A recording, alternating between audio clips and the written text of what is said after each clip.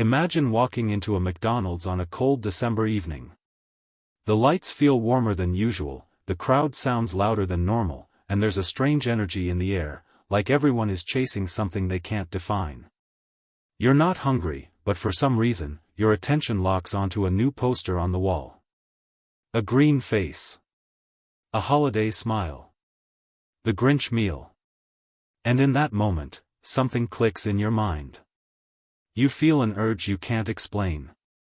You don't know why you want it, you don't know what's inside it, you don't know whether you'll even like it.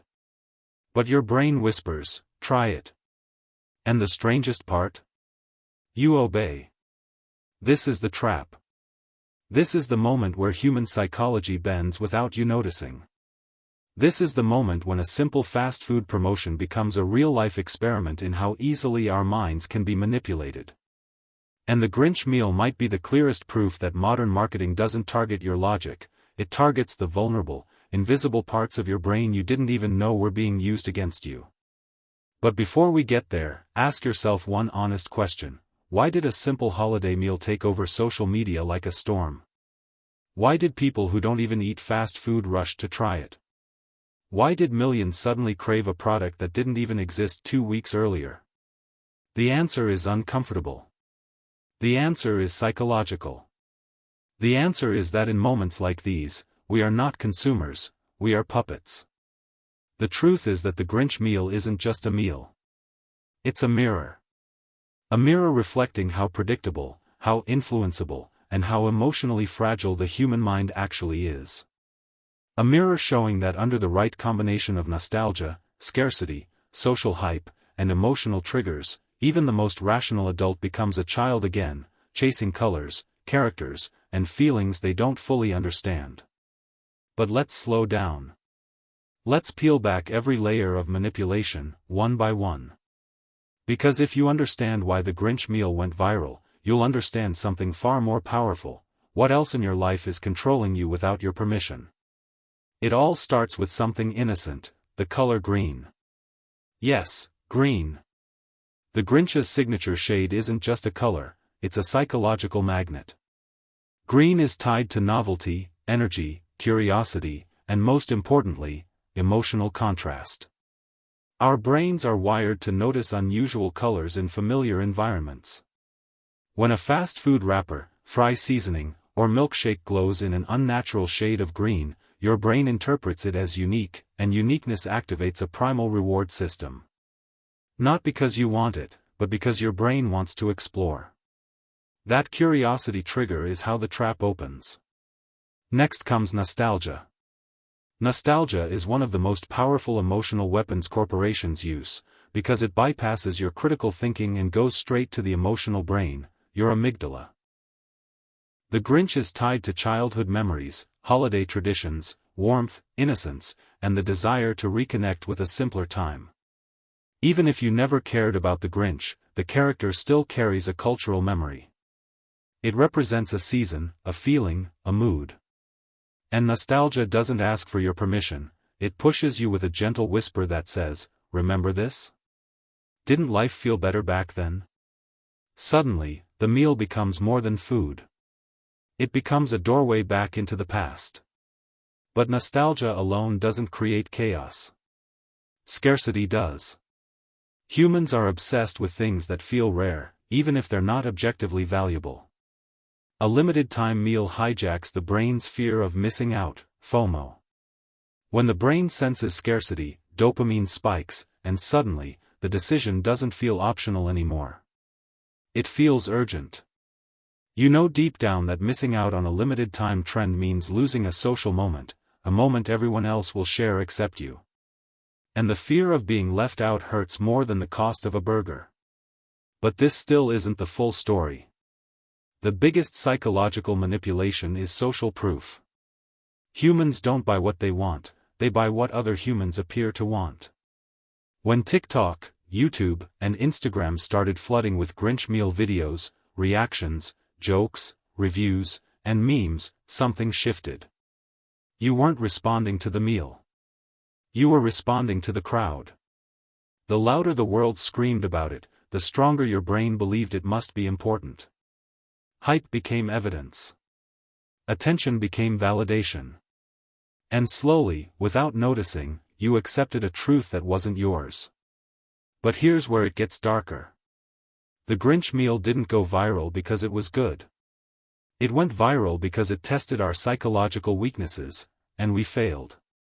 We did exactly what was predicted. We craved novelty. We obeyed nostalgia. We feared missing out. We followed the crowd. And we surrendered to artificial hype as if it were real emotion. This is the uncomfortable truth: every person who bought the Grinch Meal was participating in a giant, unspoken psychological experiment. No one forced you to participate. But your brain was nudged, poked, and provoked in ways you weren't aware of. You walked into the trap willingly, believing it was your choice. But was it? Because the real manipulation isn't the meal, it's the illusion of free will. Think about it. If your decisions can be shaped by colors, characters, time limits, and trending videos, then how many thoughts in your mind truly belong to you? Now let's go deeper. Humans crave identity, and brands know this. When you buy a viral item, you're not buying food, you're buying a moment of belonging. A moment where you feel connected to millions of strangers through one shared experience. It's the illusion of community, packed inside a paper bag. And your brain loves it. Because beneath our confident adult exterior, there is a fragile inner child begging to feel included, begging to participate, begging to be seen. Marketers know this. They design meals like the Grinch Meal not to feed your stomach, but to feed your loneliness, your nostalgia, your desire to feel part of something. And the moment you participate, you reinforce the behavior. Your brain rewards you with dopamine, convincing you that buying the meal was the right decision, even if the food was average.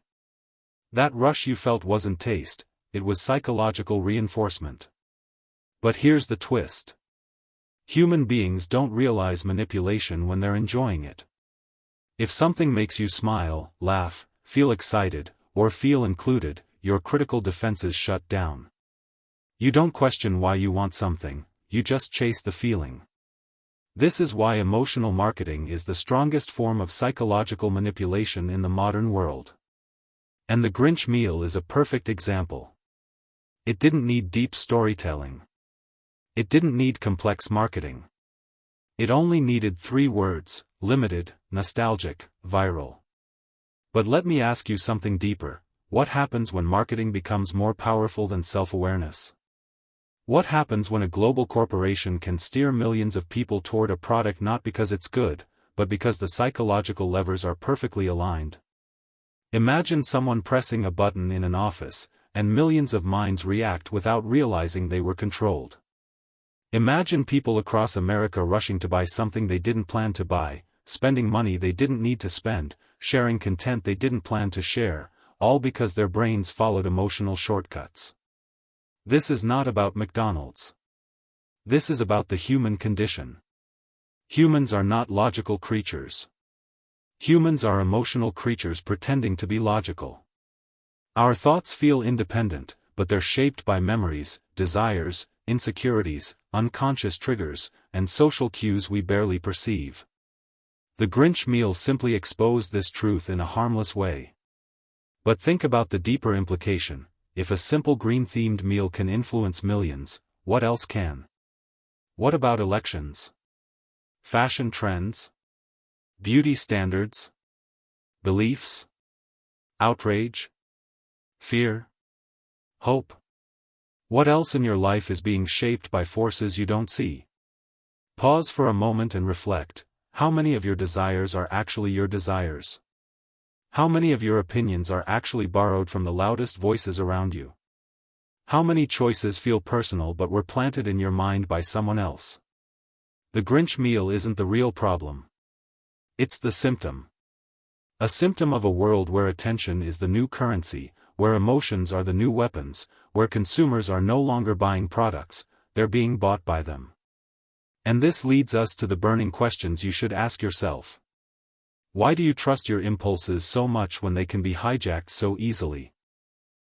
How do you maintain individuality in a world designed to influence your mind? If your emotions can be manipulated by colors and characters, what part of you is truly you?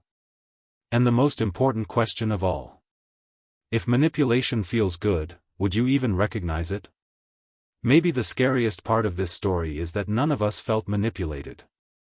We felt excited, curious, included. We felt part of a trend. And that's how psychological manipulation wins, not through force, but through pleasure. So next time a viral product takes over the internet, stop for a second. Listen to that quiet voice inside you. The one that asks, do I really want this? Or do I want to be part of the moment? Because that one moment of awareness, simple, small, insignificant, might be the only real freedom you have left in a world that profits from your unconscious mind. And maybe, just maybe, the Grinch didn't steal Christmas this time. Maybe he stole something far more precious, your ability to tell the difference between what your mind chooses, and what your mind is told to choose.